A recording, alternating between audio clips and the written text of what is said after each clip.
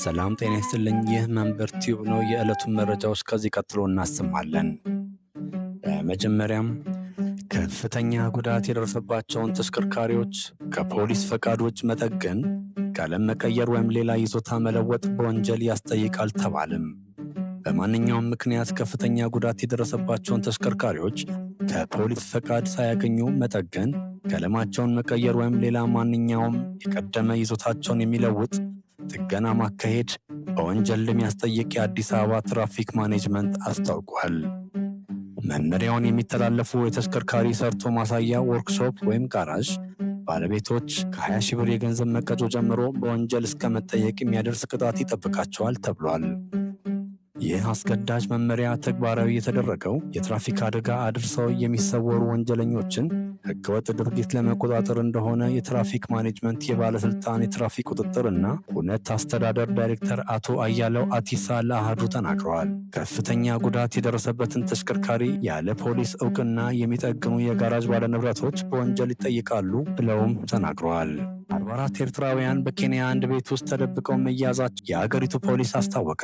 እነዚህ ኤርትራውያን በኡጋንዳ ድንበር አካባቢ በሚገኘው ቡንጉማ ከተማ ውስጥ በሚገኝ አንድ ቤት ውስጥ መሆኑን ፖሊስ አስረድቷል። የአካባቢው ነዋሪዎች በሰጡት መግለጫ ኤርትራውያኑ ዛሬ ንጋት ላይ በወታደር ተሽከርካሪ ተጭነው በመምጣት እዚያ ቤት ውስጥ እንዲገቡ መደረጋቸውን አስታውቀዋል። ከተያዙት 44 ኤርትራውያን ውስጥ ሕፃናት፣ ሴቶችና ወጣቶች የሚገኙበት ሲሆን በአሁኑ ወቅት በፖሊስ ጣቢያ እንዲታሰሩ ተደርገዋል። የከተማ ፖሊስ ቃል አቀባይ በሰጡት መግለጫ የታሰሩትን ሰዎች ጉዳይ በተመለከተ የአገሪቱ ኢሚግሬሽን መስሪያ ቤት ውሳኔ እስከሚሰጥ ድረስ በእስር ላይ እንደሚቆዩ አስረድተዋል።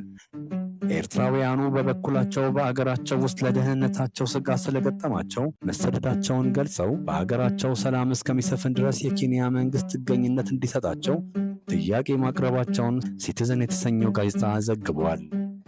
ያልታመመ ሰው ታማሚ በማስመሰል ተሽከርካሪ ውስጥ አስተኝተው ከህብረተሰቡ ገንዘብ ሲለምኑ የነበሩ ተጠርጣሪዎች በቁጥጥር ስር መዋሉን የአዲስ አበባ ፖሊስ ጠቅላይ መምሪያ አስታወቀ። አንድን ወጣት የኩላሊት ታማሚ በማስመሰል በተከራዩት የሰሌዳ ቁጥር ኮድ 326734 ኦሮ የሆነ ሚኒባስ ውስጥ አስተኝተው በእርዳታ ስም ከህብረተሰቡ ገንዘብ ሲሰበስቡ የነበሩት ተጠርጣሪዎች ሊያዙ የቻሉት አያት አደባባይ ተብሎ በሚጠራው አካባቢ የለሚ ኩራ ክፍለ ከተማ ፖሊስ መምሪያ ባደረገው ክትትል እንደሆነ ተገልጿል። በተሽከርካሪ ውስጥ በተደረገ ፍተሻ በእርዳታ ስም የተሰበሰበ 23325 ብር፣ በሐሰት የተዘጋጀ የሕክምና ሰነድና የድጋፍ ደብዳቤ ተገኝቷል። በሰነዶቹ ላይ በተደረገው ማጣራት ሐሰተኛ መሆናቸው እንደተረጋገጠ ፖሊስ ገልጿል። ገንዘብ በመሰብሰብ ሥራ ላይ ለተሰማሩት ግለሰቦች በቀን 300 ብር የሚከፈላቸው ሲሆን ተሽከርካሪውን በቀን 3000 ብር እንደተከራዩትና ለአሽከርካሪው 1000 ብር እንደሚከፈለውም አረጋግጫለሁ ብሏል።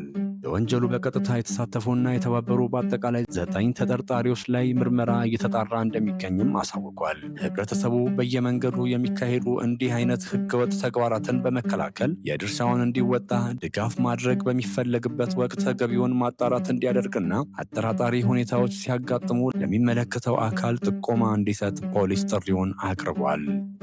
አለርት ሆስፒታል በካይ ኬሚካል ወደ ወንዝ በመልቀቁ 1 ሚሊዮን ብር መቀጣቱ ተገለጸ። የአዲስ አበባ ከተማ አስተዳደር ደንብ ማስከበር ባለስልጣን ከአካባቢ ጥበቃ ባለስልጣን ጋር በመሆን በኮልፌ ቀራኒዮ ክፍለ ከተማ በወንዝና በወንዝ ዳርቻ በካይ ቆሻሻ የለቀቀው አለርት ሆስፒታል የመንግስት ተቋም ላይ 1 ሚሊዮን ብር በመቅጣቱ አስተዳደራዊ እርምጃ መውሰዱን ገለጸ።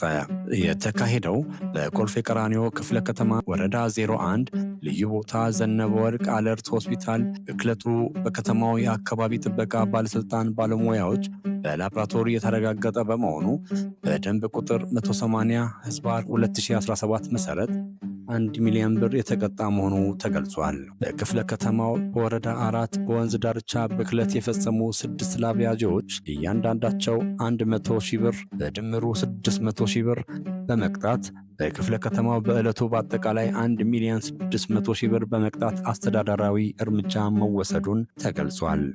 መረጃው የአዲስ አበባ ደንብ ማስከበር ባለስልጣን ኮሚኒኬሽን ዳይሬክቶሬት ነው።